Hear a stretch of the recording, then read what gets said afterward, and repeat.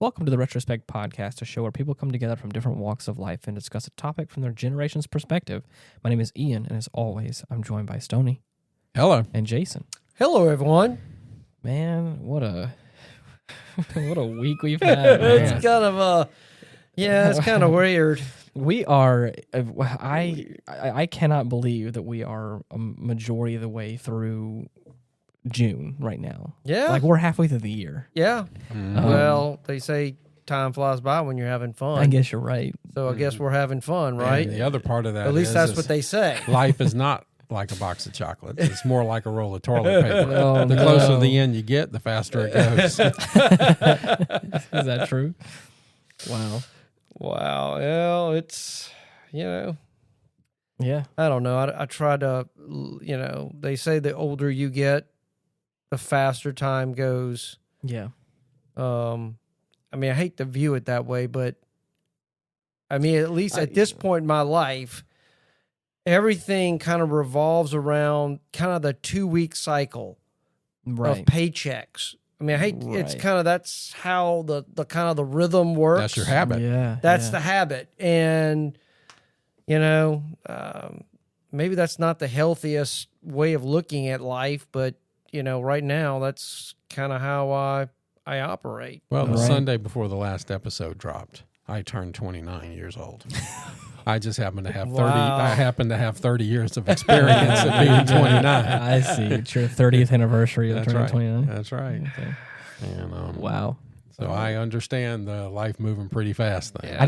I've been thinking about this as well. Like, I mean, with time flying by so quickly, I'm like also looking back at our previous episodes that we have, and I'm not going to get too far ahead of looking back so far, but like I'm really happy with the episodes that we've come out with this year specifically. Oh yeah. There was I think we've talked about this on the show before. There was kind of a dry period where like because of like your brain surgery and a lot of stuff that was kind of up in the air, it was like a little bit like we want the podcast to keep going, but it was a little bit stressful and to juggle all that kind of stuff. Sure. And to also not wear you out. Right. Oh man, that was a rough couple of months. But I'm looking back now and I'm like with the wonderful addition of Jason, and then of course all these like great episodes that I feel like we've really talked about some awesome stuff at the beginning part of this year, and it's like I'm excited because I think we have a lot of other stuff looking forward in the next few months that I think are going to be really, really awesome, and it's just going to keep that pattern going. We have a lot of good content coming up. I mean, it's we have some interesting topics. I'm looking forward to, as we kind of dive into each of these and really kind of break that open and talk about that stuff. To really segue now, a little bit of our plans this week kind of got a little jostled around, but to kind of segue from you diving into it and again talking about the like reminiscing on the past and of course thinking about how time flies and stuff. Like I've been just bombarded over the past 24 hours with this whole like Titanic Submersible thing.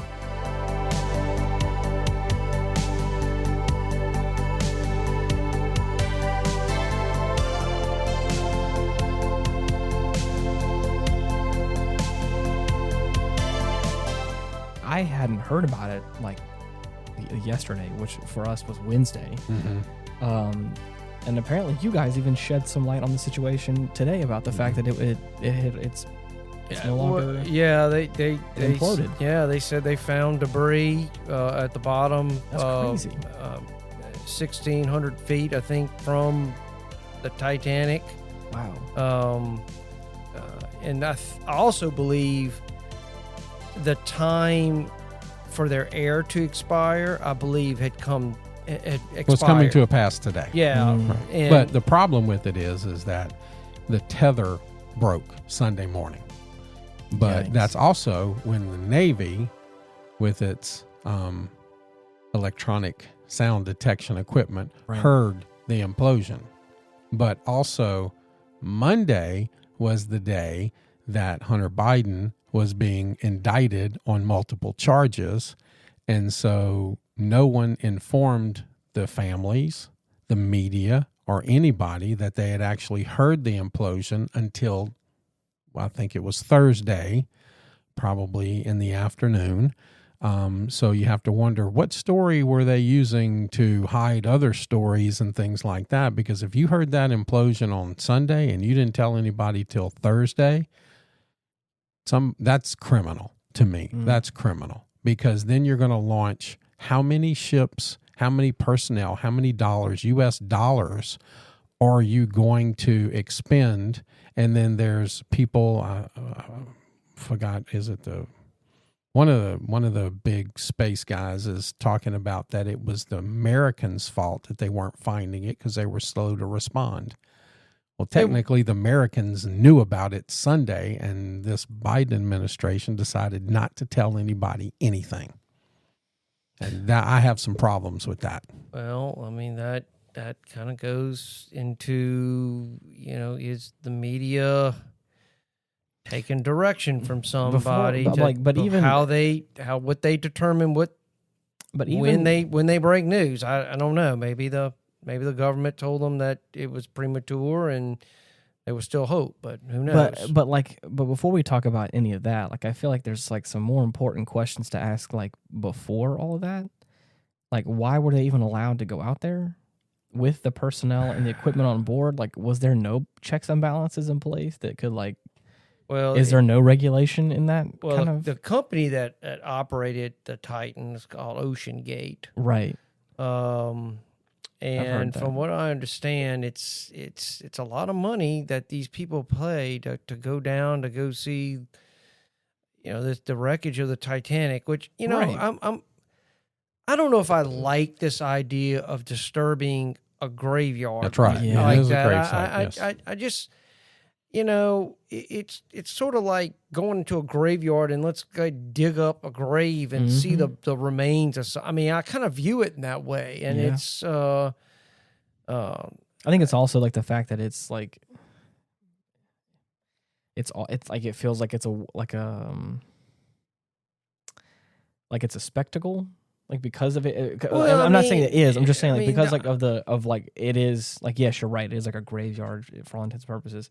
It also feels like a landmark, and I think it's also the fact that it's so far underneath the water and it's hard to get to. Like, if there's like an added layer of risk upon it. Like, it'd be one thing if just the ship was on shore. I think it's right. 2.5 miles down, which I can't even imagine that depth of water, and that's not the deepest part of the ocean. Well, one of the things that the owner or CEO of this company he stated that he doesn't hire 50-year-old white guys to command this thing. Oh, God. Have you seen that? Because number one, he said they're not fun enough. They're not, they're too staunch. No, what happened was that these guys came on board this thing and said it's not seaworthy. And one of them came out and said that and was fired for it. And then the plexiglass on the front was 7 inches thick, which is only rated to go half the depth that it was going. But he got fired because he said this. And so nobody would get on this ship and actually take it down that knew any better. So you're going to hire a bunch of kids because you know what the controller was, right? Yeah, it was a controller. No, a controller for what? It was like an old Nintendo. Oh my! It's a game controller. Yeah. An old Nintendo game controller is what they're using to move this thing up and down. Well, I see the names of the 4 people that perished. It was a Pakistani businessman, Shanzada Dawood, and his son Sulman Dawood, British adventurer Hamish Harding, and French deep-sea explorer and Titanic expert Paul Henry Nargelet, if I'm pronouncing his name right. I think there was another person, because that was 4. I think there was 5 people in there. Yeah. I can't, right now, I'm not seeing the name of the 5th person right now. But, tragedy for their families. That's when you tempt fate. Yeah. I think they were just not taking this serious. And I'm surprised that people of this stature with this kind of money would kind of take that kind of risk. doing this knowing that this thing was not rated to go to that kind of depth. I don't know. That's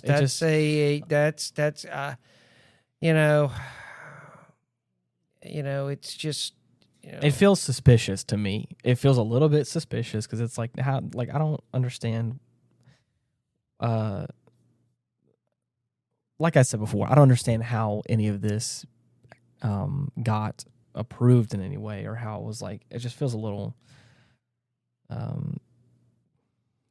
don't know, it makes me feel a little uncomfortable, the whole thing. Anyways, there is a website called neal.fun, neal.fun, and you can do /the deep sea, or I think it's /deep sea, or you can just type in like the deep sea on Google, I think. It is like a little fun website where you can just scroll down to, and as you scroll down, like a ticker in meters, like, will count up, showing you how deep you are in the water. And I found this about sometime last week, I think, just kind of like watching some YouTube videos, like, oh, how interesting. And then, of course, all this stuff comes out. And I think it's really interesting to see, because as you scroll down, there's all these different like sea life and like where they reside, as far as like, or how far they kind of traditionally go down to. And there's a point whenever you get 1,000 meters deep, which I believe is like 3,000 feet deep, is whenever they call it the midnight zone, and no sunlight is able to reach that depth. Mm-hmm. And total darkness. Total darkness. And it says the many sea creatures cope by creating their own light themselves. Luminescent. Bioluminescence is what it's called. And if you go even further, I believe, let me see. I'm scrolling there right now and I'm looking at it. There is a picture that is a little picture of the Titanic on here, and it shows you how deep it actually is, if I can find it.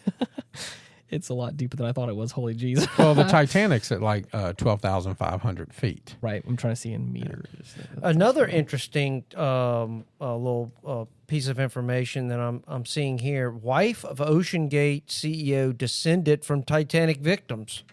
Oh, wow. Wow. The wife of Ocean Gate CEO is descended from victims of the Titanic wreck of 1912, genealogical record suggests. Wow. Wendy Rush, the wife of Stockton Rush, is the great-great-granddaughter of Isidore and Ida Strauss, the New York Times first reported. The USA Today confirmed the tie through genealogical records online. The couple was last seen together on the deck of the Titanic, holding hands as it sank. Whoa. According to the UK government's National Archives. Rush's great-grandmother was their daughter, Minnie, who married Richard Weil, said Joan Adler, executive director of the Strauss Historical Society, a nonprofit that preserves information relating to the Strauss family.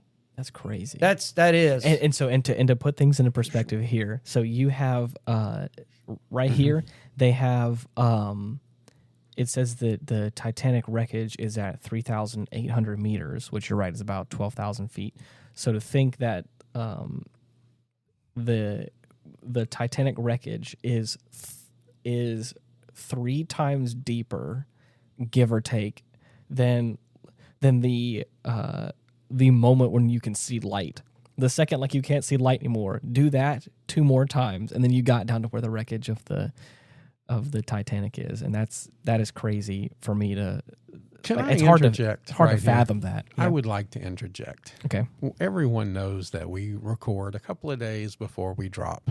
Right. But it just so happens that we're recording the moment that LSU wins their baseball game and is going to the national championship finals in baseball for the weekend.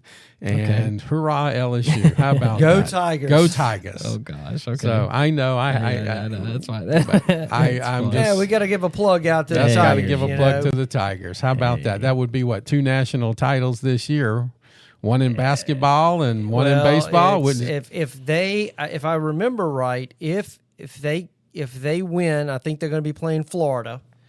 If LSU can win that, it will be LSU's 7th national title in baseball, and they will be in second place overall, only behind USC in the total number of NC2A titles in baseball. But this year they would have won a national title in baseball and in basketball, right? Didn't Miss Kim Mulkey win a national title in basketball? She did. Her Lady Tigers? That's right. So come on, Tigers.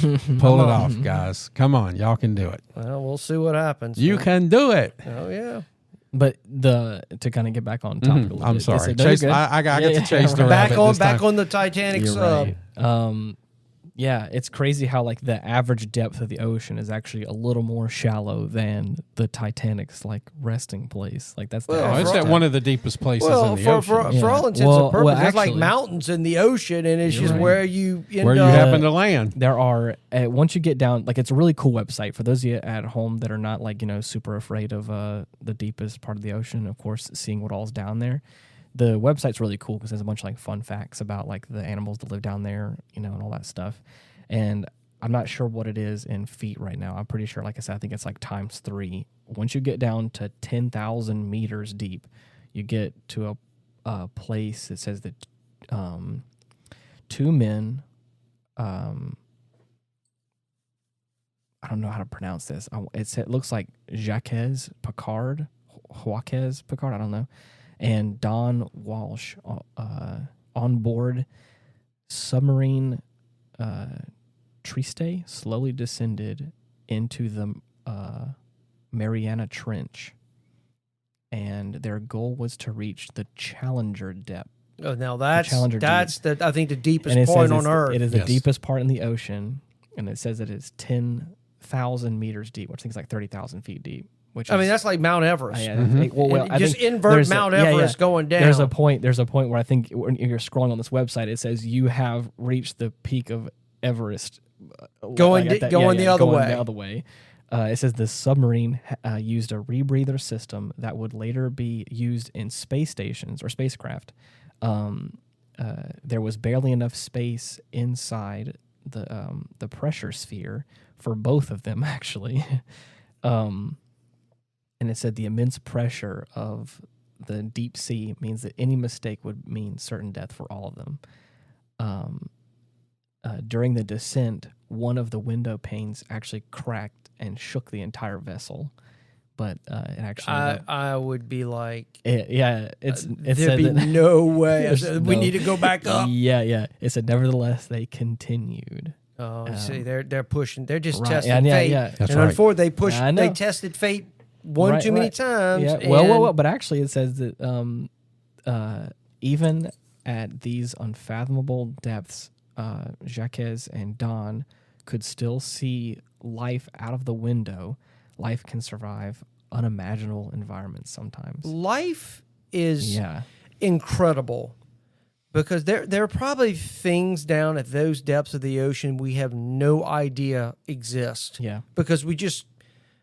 we technically explored more space than we have our own oceans. I mean, it's just but you would think that our technology, we would have really kind of pushed that tech to explore the oceans before we jumped out into space. It says after 4 hours and 47 minutes of anxiety and claustrophobia, they succeeded and became the first humans to reach the deepest point in the ocean, the Challenger Deep. And it's a little bit shy of 11,000 meters, actually. Well, back 10,924. Real quick, back to the Titan. They said at least 46 people successfully traveled on Ocean Gate's submersible to the Titanic wreck site in 2021 and 2022, according to letters the company filed with the U.S. District Court in Virginia. On the first dive to the Titanic, the submersible encountered a battery issue and had to be manually attached to its lifting platform. Wow. One filing says, in the high sea state, the submersible sustained modest damage to its external components, and Ocean Gate decided to cancel the second mission for repairs and operational enhancements. One of the things that it just makes me sad, the aunt of the teenager has come out and said she revealed that he was terrified of taking the daring expedition. She told one of the news medias that her nephew was absolutely scared and only agreed to go on the expedition because it was so important to his Titanic-obsessed father. Yikes, dude. And he told his family that he was very concerned about the tour and wasn't very up for it. No. Arthur Loibl, Loibl, I don't know how to pronounce that, a retired businessman from Germany, took a dive to the site 2 years ago. Imagine a metal tube a few meters long with a sheet of metal for a floor. You can't stand, you can't kneel. Everyone is sitting close to or on top of each other. He told the Associated Press, "You can't be claustrophobic." I don't know if I could do that. There's no not way I can do that. I could do that. I'm not scared of that. But the only thing, you think about that, you had 5 people on there, and you didn't even have a 5-gallon bucket to piss in. No, it was a little bitty bucket, maybe a quarter of the size of that, and it's ridiculous. But you know who's kind of come out and he blames the OceanGate CEO as Titanic director James Cameron. He says he can't believe that through all of this, that they didn't listen to the misgivings about the Titanic, and no one was listening to the misgivings about this either. He said somebody should have listened. Yeah. I mean, look at during the 2.5 hour descent and ascent, the lights were turned off to conserve energy, he said, with the only illumination coming from a fluorescent glow stick. The dive was repeatedly delayed to fix a problem with the battery and balancing weights. In total, the voyage took 10.5 hours. It took the other guys reaching the Challenger depth 4 hours and 4 3/4 hours. This is the kind of thing I'm talking about. Whenever there's a reason why, whenever you have spacecraft, whenever they don't have humans in them, and it's a lot of money on the line, how like even the simplest changes of things will shut down a launch because it's like, okay, let's go. Like some things aren't working properly, some things are acting a little bit fishy. Let's shut it down. And let's go ahead and analyze everything, and we'll wait for the weather to get okay again. And then because it's the same sort of thing, it's like we're dealing with like a lot of expensive equipment. Heaven forbid, like if we actually decide to launch people into space and then we don't check all of our stuff. I'm gonna tell you, I feel like this is the same sort of thing. I love the quotes from people. What is Stockton Rush, the CEO of OceanGate? He's a Princeton graduate, and he's the Titan submarine entrepreneur. Insisted Atlantic dives were not dangerous, and once said, "At some point, safety is just a pure waste. If you just want to be safe, don't get out of bed." No, I get where he's coming from. Don't live your life in fear where you can't do anything because you're constantly scared of something. But if you're dealing with the ever looming threat of the ocean and the immense pressure and the who knows what kind of sea life is down there, and you have 4 other people's lives in your hand, there's a moment where you're like, you just gotta be a little bit more cautious than just. I mean, this guy, because at that point, I mean, look where you are now. And I feel like that's a little hurtful. Probably a little too soon to say that, but I'm like, I don't know. I feel like that's a little mean, but I'm like, but it's the truth. I feel like. Well, it's Stockton Rush. He was 61. He founded the company in 2009. Paul Henry Nargelet, 73, a French maritime explorer and director of the underwater research program at Premier Exhibitions, RMS Titanic Incorporated, the only company with exclusive rights to recover the artifacts from the Titanic wreck. Hamish Harding, 58, a British explorer, private jet dealer, and chairman of Action Aviation, global sales company in business aviation. Shahzada Dawood, 48, a member of one of Pakistani's most prominent families, and Sulman Dawood, 19, son of Shahzada Dawood. So, and that's the part. I think that's the. Maybe that 19-year-old probably should have listened to his gut because his gut was telling him something wasn't right. And it makes me so upset. It's like it's one thing to have a bunch of old guys that, again, feel like they have some sort of God complex because they're rich or they're successful. But like, man, you got this young guy out here who, like, I mean, like, I remember whenever I was 19, and I felt like I've been through a lot. You know, I felt like I didn't have like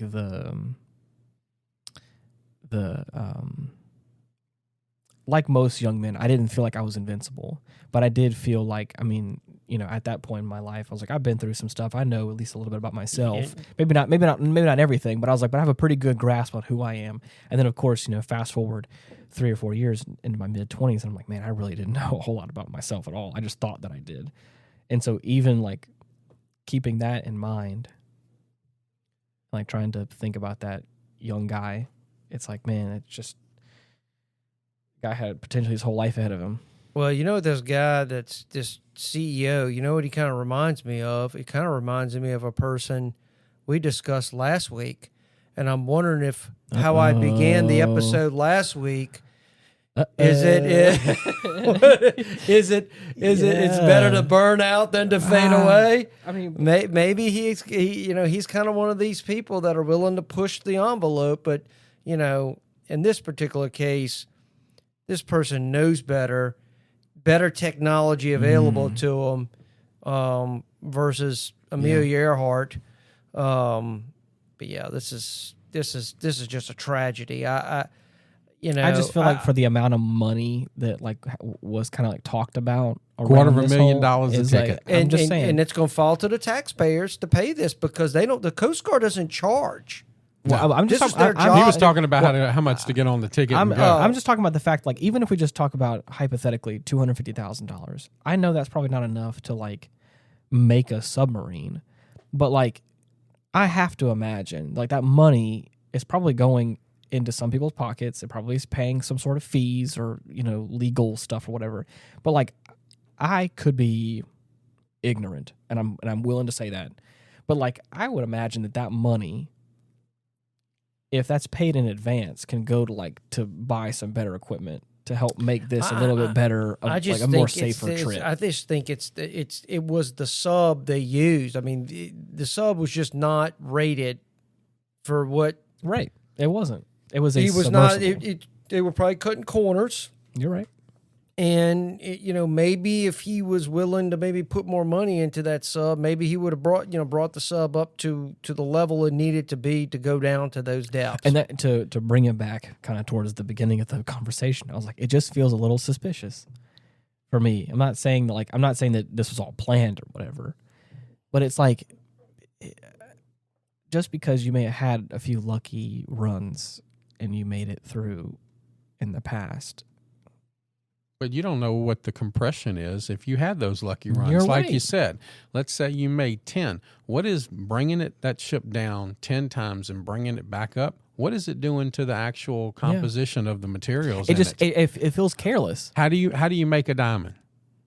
Anybody know? Oh, yeah. Pressure and heat. Right. Yep. So what are you making or changing the composition of the composite and I think it's bad practice. That's what I think I mean. Because you don't know. We don't have enough testing to even know. We haven't sent something down there. Mm-hmm. You know, when NASA tests something, they have vacuums that they can put something in that equal space.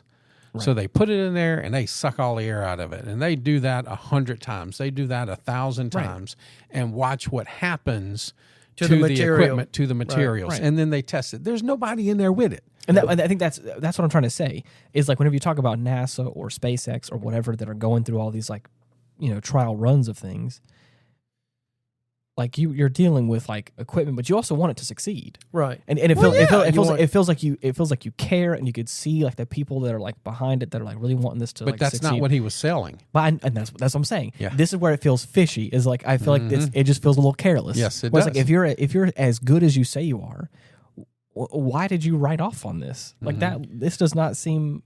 Well, it says the Titan Submersible was 8 feet high, 9 feet wide, and 22 feet long. It was designed to reach about 13,000 feet and travel at 3 knots, the company says. says. Yeah, the claims. But now they know that the plexiglass on the front, 7 inches, wasn't designed to go but half that. Right. The vessel, they said the vessel had 5-inch thick carbon fiber and titanium hull and 4 10-horsepower electric thrusters, according to court findings. So I don't see anything. I mean, I didn't see anything here about the actual plexi. That's, to me, that's inexcusable then if it's, if it's it wasn't not, rated for it. Yeah, I mean, that's just, to me, it's. Yeah, it's just sad all around. Like, regardless of if it's like a political thing that they like decided to talk about this now, make it a big deal, or like besides all that, it's just sad to think that there's 5 people that went down there and are not coming back. Like, regardless of if they're Well, he said science writer and CBS correspondent David Pogue, who boarded the submersible for a report that aired in November, told USA Today he was concerned about the vessel's safety. There were parts of it that seemed to me to be less sophisticated than I was guessing. You drive it with a PlayStation video controller. Yep. Some of the ballast are old, rusty construction pipes. Pogue said there were certain things they looked like they cut corners. So, gosh, right now I'm looking at, feels like a cash grab. I love looking at some of these high-res photos of the actual Titanic wreckage sitting on the ocean floor, and it's like an alien landscape. I mean, it's just... Especially when you think about it, there's no light down there. Like, that's the crazy thing to me. Is like all those, like how do you... I don't know. Well, they said, eventually a lot of these ships eventually just going to rust away, and they're just going to... There's going to be nothing left. I did see an animation one time regarding shipwrecks, and they showed different ships at different depths of where they're at. So it was pretty interesting. The Titanic is not the deepest. Yeah, no. They have a couple other wrecks that are deeper than the Titanic, if you can imagine that. Crazy. So... Well, David Lockridge, who was OceanGate's director of marine operations in 2018, came out and said that the transparent viewport on its forward end was only certified to reach a depth of 1,300 meters or 4,300 feet, only a third of the depth required to reach the Titanic. He was also concerned that OceanGate would not perform non-destructive testing on the vessel's hull before undertaking manned dives, alleging that he was repeatedly told not to scan the hull or bond line that could be checked for delaminations or voids. So he wasn't even like doing proper like checklist stuff beforehand. And that might have been why he was let go, because he kept saying to do it and they kept telling him not to. Well, it's a tragedy that, but unfortunately there are other, it's going to happen. There are other people that are trying to make money, and they're cutting corners on this kind of stuff because you've got people. Well, I'll tell you a fun fact.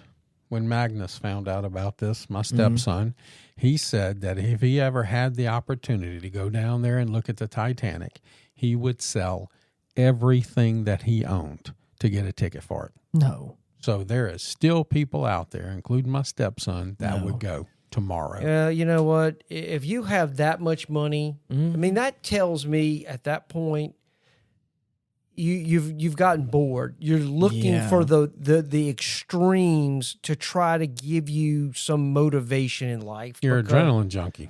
Well, it is, but and there are a lot of people. If you think about that, for people who have that kind of wealth, I can imagine it kind of gets difficult after a while. It wouldn't motivate you to get up and out of bed in the morning. I would absolutely love to have that opportunity to find out. Well, I'm sure. I think we all would, but the fact since that in this world we can identify as anything, I'm identifying as a billionaire, and the government needs to give me my money, and I'll let y'all know how it goes. Crazy. I know the lottery last time I saw was pretty high. Mm-hmm. So I mean, go spend $1, and who knows, you might get lucky. That's It right. just I used up all my luck with Miranda. When I got her, I used up all my luck. She's lucky to have you. Uh-huh. There is a certain point where you start cutting too many corners and you don't have anything left, I feel like. And this is one of those moments where it's like you can just keep trying to like I get your phrase now in a different meaning, rather burn out than fade away. And I get where you're coming from, but that feels more like you're trying to scam people into something. Can I ask a question? Like. Did anybody remember the episode we did on things you should not pinch pennies on? Yeah, that was an old one. My top 3 was brake pads, cheese, and toilet paper. Don't get the single ply stuff. I think we might have to broaden that out and let somebody think about that for a minute, because there might be some things other than those that you don't want to pinch pennies on. I don't know what the operational cost of this business had, what it would cost to operate this submersible. And all I'm saying is, if it feels like if the person actually cared more, we wouldn't have been talking about this. You know what I mean? It feels careless. I just think after a while, if you have all these little issues that are popping up, maybe you need to think, I really need to maybe get some independent people, look at my equipment and go, what do I need to do to make this absolutely as safe as possible? Now, nothing is 100%. You're right. Everything. The U.S. Navy sometimes loses submarines. You're right. It happens. And that's what I'm saying is, like, when you start talking about like the fickleness of like trying to get into space or just being in space, or like going down to these like outrageous depths in the ocean, like all these like little things that you may feel like, oh, I don't need to worry about all these things. Like, cause what was the phrase he said? Like, I'm not even gonna get out of bed. Like, if you're going to live your life in fear, don't like. You want to be safe, don't get out of bed. And I hear that, but I feel like that's on the far end of the spectrum in the other direction. There's a like, whenever you start dealing with these like super extremes of like not only like space and the depth of the ocean, and also like extremes like, I'm going to be careless and not have any kind of fear at all, and also I'm going to be like I live my life in total fear and I can't get out of my bed. There's like this. What is it called? Like a plot graph or whatever, where it's like, okay, so whenever we're starting to deal with these like outrageous conditions, these little decisions, these like little things where like you may feel like you're being a little too scared or a little bit too nitpicky on some things, could be the difference between you coming back home or not. And it's like, that's like, you could sit here and go like, I'm not going to worry about that. I'm not going to worry about this. And you're like, that you're probably, most of the time you're probably fine. But then there's a point when it's like all these like little corners you're cutting, and before you know it, but see, that's the difference. That's the difference. When you're talking about space exploration, number one, you have a whole team of people that do nothing but crunch numbers. Right. And then you have men and women that you've trained and trained and trained, and they know that they are doing something that nobody's ever done before, but you're selling the mission of exploration. What this guy did, the CEO of this company, he's not selling anything other than the fact that he's taking advantage of people wanting to see the Titanic. And that's it. And he is cutting all the corners to make it as profitable for him to take advantage of people that want to see the Titanic. He doesn't care about safety. He said that. What's important is that you pay me $250,000 and I'm going to take you down there and I'm going to shine a light on the Titanic and maybe you're going to see something. And there's a huge difference in exploration and taking advantage of people's, wanting to see the Titanic. Yeah, it's there's a big difference. The guy. It's kind of coming out that maybe he was a little careless in how he approached, his operation. But I part of me also realizes that kind of like I'm charging straight ahead is probably what made him rich. Yeah, it was that attitude that really. I hate to say it, you kind of have to be that way if you really want to go create wealth. You got to have a lot of confidence and you got to be willing to take a lot of chances. And, unfortunately, it eventually bit him in the butt and it cost him. So, but I mean, that's probably what drove his entire life was that kind of attitude. Sure. I don't know if he becomes what he becomes without that attitude.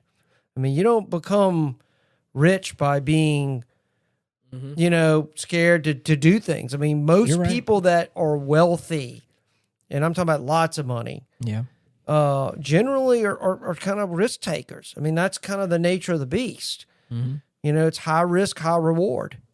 Well, Edison said he failed 10,000 times before he finally succeeded. So all these guys have taken risks. Yeah, they all do. I mean, it's just in this particular case, he rolled the dice one too many times and it crapped on him. I mean, he rolled craps. I mean, it's done.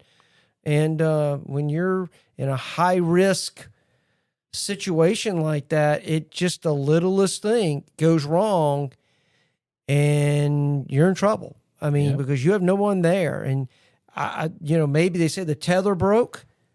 I think this might lead to having double lines now on these submersibles. That way you have at least a fail safe. Yeah. If one breaks and you have another one there. So but I'd be very curious but if is there's that just another corner they cut, you know what I mean? Like, is there more safety checks? unless the government mandates some different things. That's I think I've been trying to say this entire time.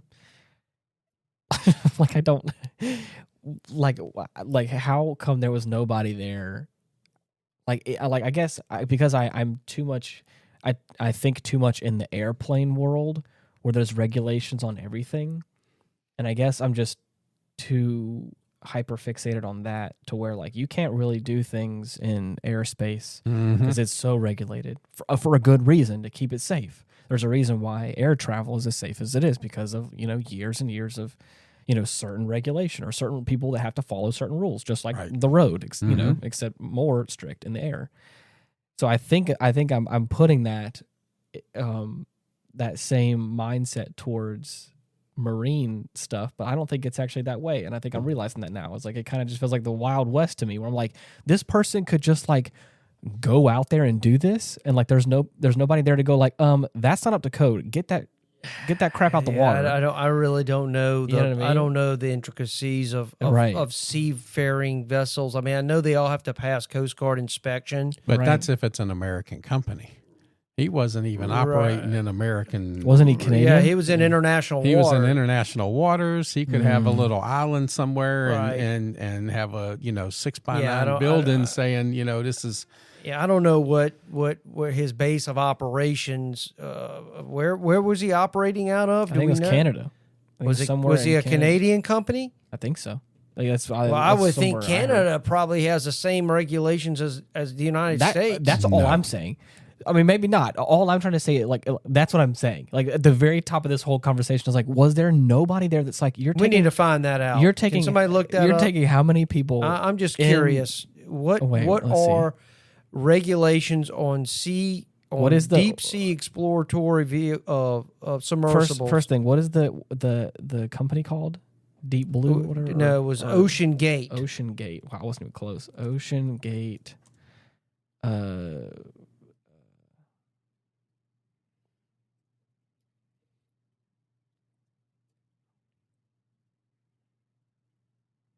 Okay, well, what a riveting conversation here. I'm trying to look up where they're located, and I can't find it. Let's see. The state-of-the-art is Ocean Gate, a U.S. company. The state-of-the-art, designed and engineered by Ocean Gate, is a collaboration with experts from NASA, Boeing, and the University of Washington. Made its sea debut in 2018.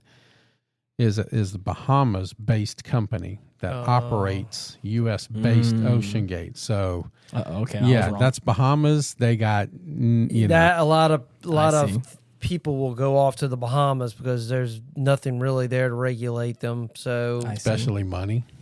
Yeah, he can kind of do what he wants to do. Mm-hmm. Yeah, I can kind of understand that as a business person. I mean, the less regulations, probably the less outlay of money you got to put out for different things. But at what cost? I know, yeah, right, yeah, but yeah. He's saying this thing was a collaboration. What you said, NASA, Boeing, those are big. That's what I'm saying. International.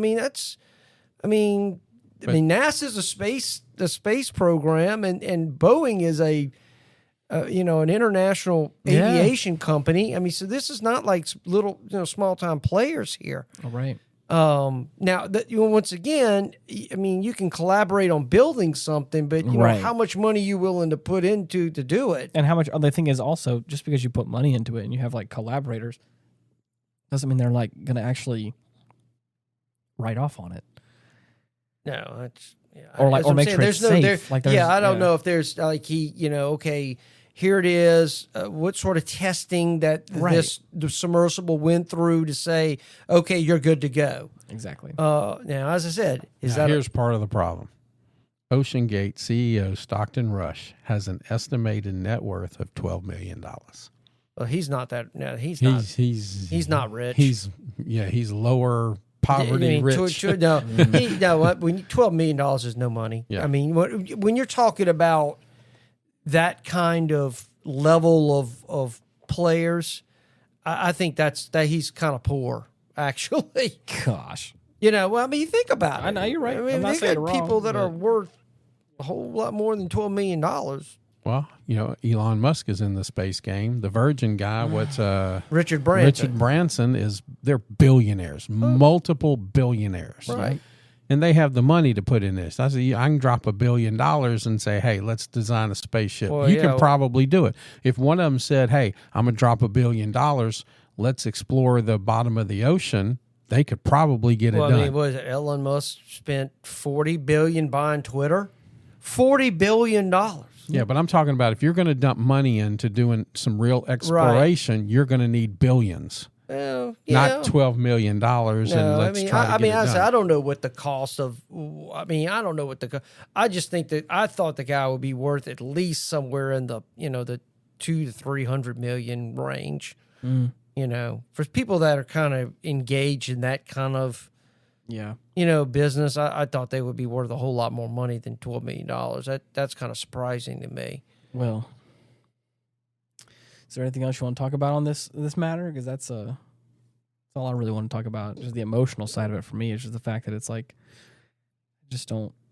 This is what I keep trying to tell Magnus, and I try to inspire Magnus. Right. Elon Musk's aerospace aspirations are set to be helped by the youngest employed software engineer on the planet, Kieran Quasi. 14, landed a prestigious job at the space explorations company's satellite team shortly before his upcoming graduation from Santa Clara University. Wow. 14.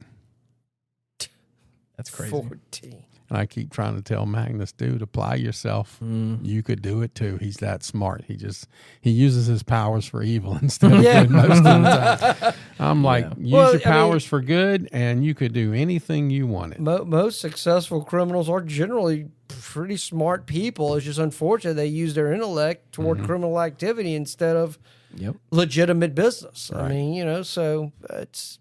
But see, this is the thing. We don't know who this other guy hired. Elon Musk is out there trying to hire the brightest and the best to accomplish what he wants, and that's to get to Mars.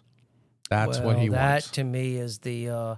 every time I see pictures of the rover out there, I just look at the Martian landscape, and it fascinates me. It really, really does. I mean, I kind of wish, to a degree, I could, like, be frozen and woken up, like, 200-300 years in the future when we've kind of created that tech where that kind of travel is every day. Right. I mean, I just think that's kind of fascinating, where we could go down to the depths of the ocean with no problems. Yeah. There are a lot of UAP objects that seem to be able to that's right. To travel through the water with no problems. So, And UAP is exactly how the U.S. government is getting around the declassification of documents and the Freedom of Information Act. I think we have an episode coming up to discuss UAP. So Yeah. There's a little hint for you listeners coming up. Yeah, I think we need to talk about that. It's too much in the news now. Oh, yeah. There's a lot happening with that. Yep. Well, anyways. But when the media comes out and tells you this is the biggest story of the day, you need to look and see what story they're trying to hide. Yeah, I would agree with that. Because this Titan expedition thing we were told was the greatest story. No. This week, Hunter Biden getting indicted on weapons and tax charges. Well, supposedly he took a plea deal for He took a plea deal and won't do any time in jail. Really? People like that don't get. People like that don't really suffer consequences. Is Uncle Joe gonna pardon him? Could be. Never know. Mm-hmm. Would not surprise me. But that's a topic for another day. Yeah. That could be another topic. That's a big topic. Yes. Right We could name that one, Uncle Joe, your mask is peeling off, because it looks like there's 3 separate Uncle Joes out there. And depending on what they need done, they're using the stand-in. Well, everybody out there who's listening, please let us know if there's any other topics that you would like us to talk about. We got this sometimes we can't think of everything. We got this cool new service, dot.cards/retrospect pod. dot.cards/retrospect pod is where we have all of our social media links, where you can reach out to us on Facebook and give us a comment or a suggestion, if you will. We have the email address down there now, where you can also, those more lengthy comments, you can put them there, and a couple of our platforms you can listen to us on. But anyways, until next week, thank you so much for listening. Bye-bye. God bless everyone. You're the best. Peace.